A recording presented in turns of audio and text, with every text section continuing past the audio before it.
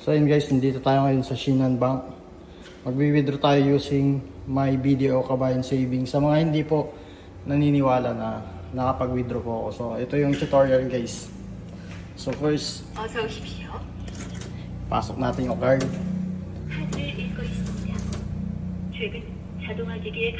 Dito, foreign language. Nakita nyo yun guys, foreign language global service. Syempre, English. Ayun guys, magpipili ka dyan kung domestic card ba dito or foreign card. So yung pipili natin dito is foreign card. Pwede kang mag-check ng balance dito, balance inquiry, saving account, or magwi-withdraw ka ng cash mo dito sa saving account. So magwi-withdraw na tayo dahil alam naman natin yung balance ng ano natin, ng BDO natin. So ayun po yung minimum guys na pwede nating i-withdraw.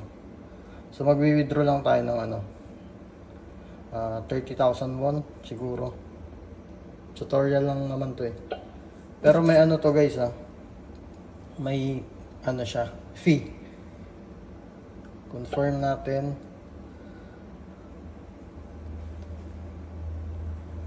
So ayan guys, meron siyang 3,600. So gagastos pa ako ng 3,600 guys. Pero okay lang yan guys, para lang sigurado. So i-confirm mo lang. Tapos pin. Tatakpan ko muna. Ayan guys, so napindot ko na yung pin ko. Confirm.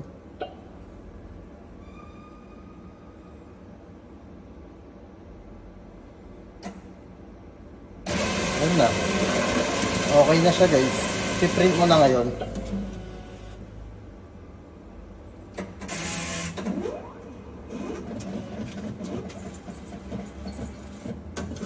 So yun, okay na siya guys.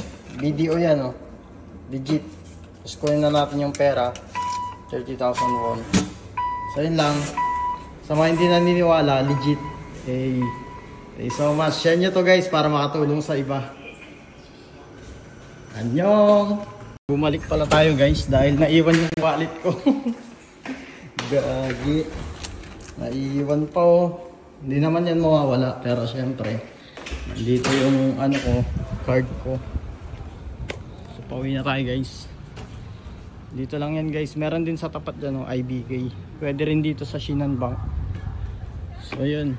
Salamat sa panonood. Hanggang sa muli. Annyeong!